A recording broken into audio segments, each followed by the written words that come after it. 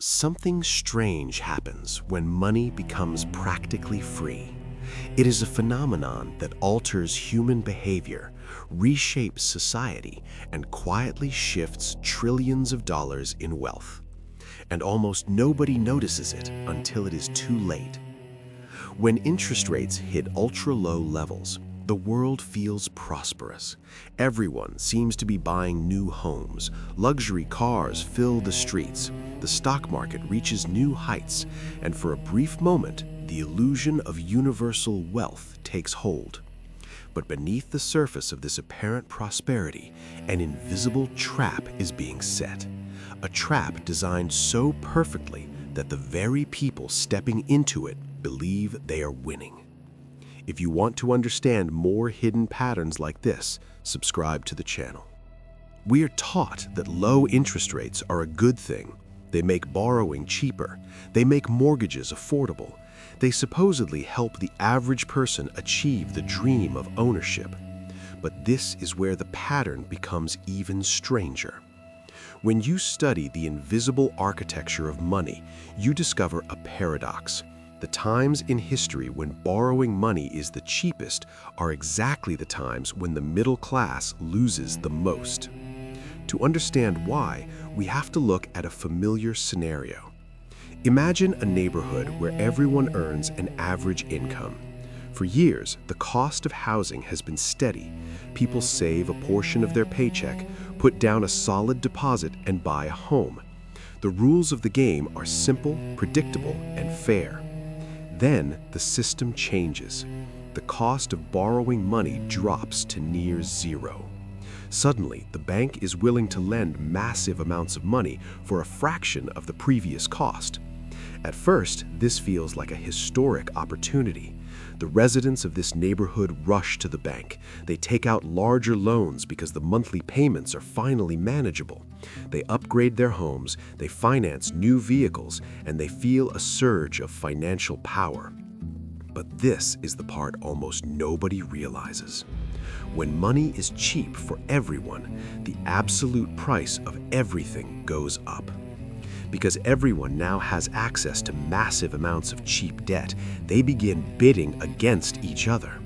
The house that cost $200,000 now costs $400,000, then $600,000. The monthly payment might look the same, but the total debt required to acquire the asset has doubled or tripled. The average person believes their house has gone up in value. They feel wealthy. They look at their net worth on paper and smile. But the real system hides one level deeper. Their house did not inherently become more valuable. The money simply became weaker, and the debt required to participate in society became larger. This is the psychological illusion of ultra-low rates. They do not make assets more affordable. They simply increase the amount of debt you must take on to live exactly the same life. Take a moment to reflect on your own financial philosophy. Do you prefer the safety of saving or the leverage of borrowing? Comment safe or risk below. This brings us to the hidden mechanism that drives the modern economy. Interest rates are not just numbers on a banker's spreadsheet. They are the psychological levers that dictate human decision-making. They represent the cost of time. When interest rates are high, the system rewards patience. You put money in a bank and it grows. You are compensated for delaying your gratification. But when interest rates are artificially lowered to near zero, the system flips. Patience is no longer rewarded, it is punished. If you leave your money in a savings account during an era of ultra-low rates, you are mathematically guaranteed to lose purchasing power. Inflation quietly drains the energy from your stored capital. The system is sending a subtle, invisible message to the population. Do not save. Spend, borrow, consume. And human behavior reliably follows the incentives of the system. People who spent their entire lives acting responsibly, saving their wages, avoiding debt, living below their means, suddenly realize they are falling behind. The conservative financial advice passed down from previous generations turns into a trap. this is where the illusion begins to break. The people who appear wealthy in a low-rate environment are often just highly leveraged. They do not own their assets. The bank does. They are trapped in a cycle of high principal debt, completely dependent on the system keeping rates low forever. If their income drops or if the cost of living spikes, the illusion shatters. They traded their financial freedom for the appearance of wealth. Most people never learn these systems unless they actively study them. If you are finding value in this, subscribe to the channel. Let us ask a critical question. Do you think financial success is mostly a matter of individual skill or mostly a matter of understanding systems? Share your perspective in the comments. While the average person is falling into the trap of cheap consumer debt, another group of people is playing an entirely different game. This is where we must examine the misunderstanding that separates the middle class from the truly wealthy. The trap for the average person is focusing on the monthly payment. When a consumer buys a car, they rarely ask for the total price. They ask, how much is this going to cost me every month? Ultra-low rates make massive debt look like a tiny monthly inconvenience. The consumer gladly signs a 7-year loan for a depreciating asset, believing they got a good deal. But the wealthy do not look at monthly payments. They look at the shifting value of capital. When interest rates drop, the wealthy realize that the currency is being devalued. They understand that holding cash is dangerous, so they use the cheap debt differently. Instead of borrowing money to buy liabilities like cars, clothes, or oversized primary residences, they borrow cheap money to acquire cash-flowing assets. They buy commercial real estate, they buy businesses, they acquire assets that produce income. Here's why the strategy is so devastatingly effective. When the central banks keep rates low, they inevitably cause inflation. The price of goods, services, and assets rises. For the average consumer, inflation is a tax. It makes groceries harder to buy. It makes gas more expensive. But for the wealthy investor holding productive debt, inflation is a gift.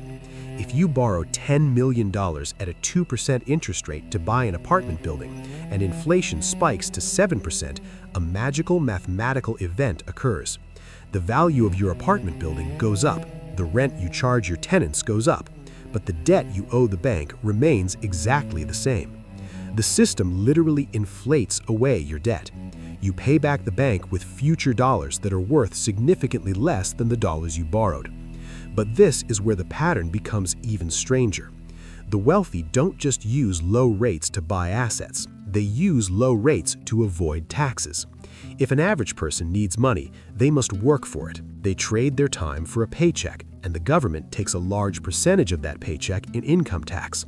If a wealthy person needs money, they do not sell their assets. Selling an asset triggers a capital gains tax.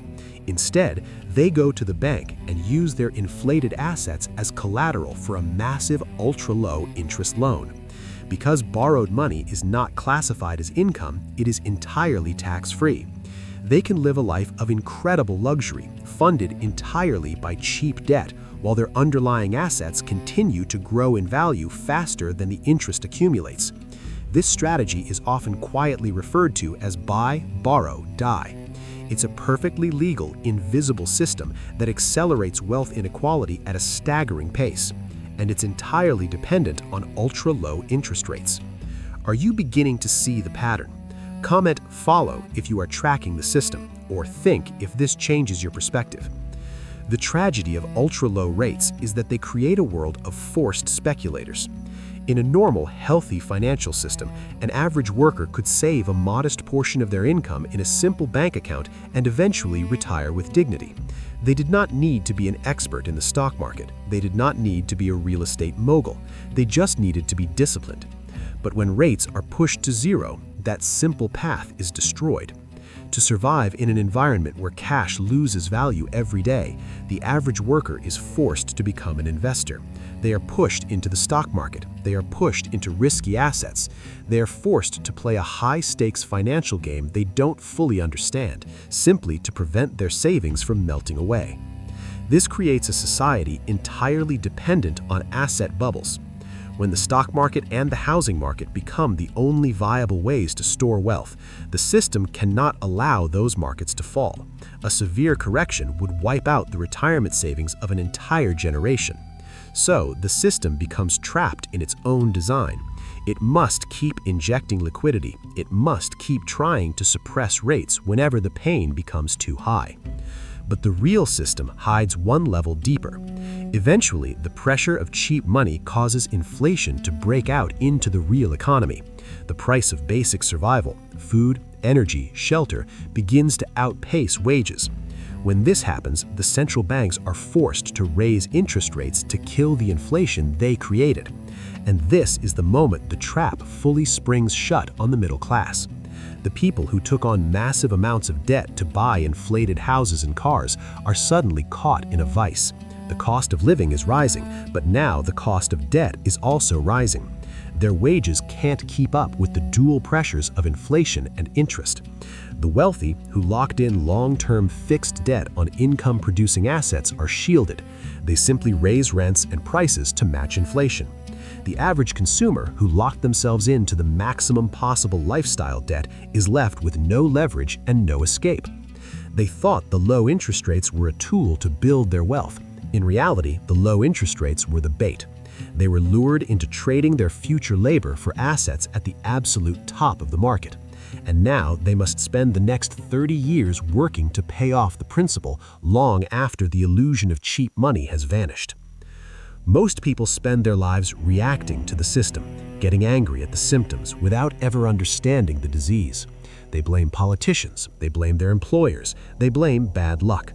But a few take the time to step back and study the board. They realize that interest rates are not just financial indicators, they are the invisible fences of the modern class system.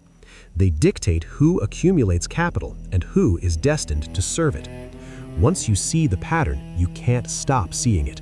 You begin to view every loan, every mortgage, and every financial news headline through a completely different lens.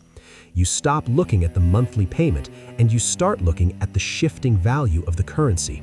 You stop playing the game the system wants you to play, and you start playing the game the system is actually running. There's more to this story that's not released publicly. If you want access to the deeper systems, it's in the archive. The link is in the description. If you want to understand the hidden rules behind money, psychology, and power, subscribe to Hidden Secrets Archive. Every video on this channel breaks down the patterns most people never notice.